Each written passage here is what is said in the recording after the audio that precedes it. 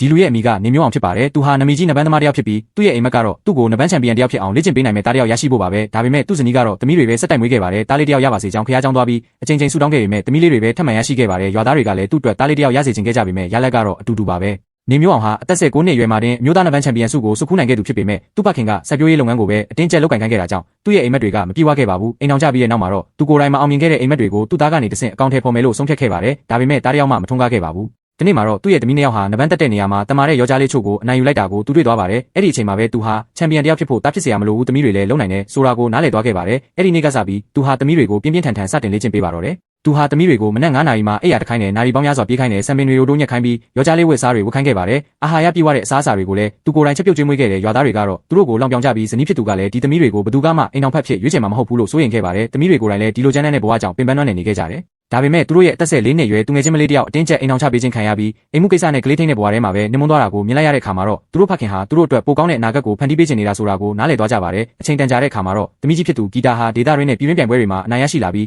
အမျိုးသားလက်ရေးစင်တင်းတွေကိုရောက်ရှိသွားခဲ့ပါတယ်ဒါပေမဲ့နိုင်ငံတကာအဆင့်ကိုရောက်သွားတဲ့အခါမှာတော့သူမဟာစီကန်းတွေကိုမေ့လျော့သွားခဲ့ပါတယ်ရှုံးနိမ့်မှုတွေနဲ့ကြုံတွေ့ခဲ့ရပြီးသူမရဲ့မမာနတွေလည်းရိုက်ချိုးခြင်းခံလိုက်ရပါတယ်အဲ့ဒီနောက်မှာတော့ဖခင်ဖြစ်သူနဲ့အတူပြန်လည်လေ့ကျင့်ဖို့သူမဆုံးဖြတ်ခဲ့ပါတယ်နောက်ဆုံးမှာတော့တနသဟာရအားကစားပြိုင်ပွဲဘိုလ်လူပွဲမှာဂီတာဟာဝက်စတေးလျနာဘန်သမားကိုအနိုင်ယူနိုင်ခဲ့ပါတယ်အားကစားကွင်းတွင်းမှာနိုင်ငံတော်တချင်းတန်တွေလွတ်ပြန်နေခဲ့ပြီးအခန်းပြင်ဘက်မှာရက်နေတဲ့နေမျိုးအောင်ဟာသူ့သမီးအနိုင်ရသွားပြီဆိုတာကိုသိလိုက်ရပါတယ်သူတို့သားဖပြန်လည်ဆုံတွေ့ချိန်မှာတော့နှစ်ပေါင်းများစွာမခဲရတဲ့အိမ်မက်ကြီးဟာနောက်ဆုံးမှာအကောင့်ထဲပေါ်လာခဲ့ပါတော့တယ်နေမျိုးအောင်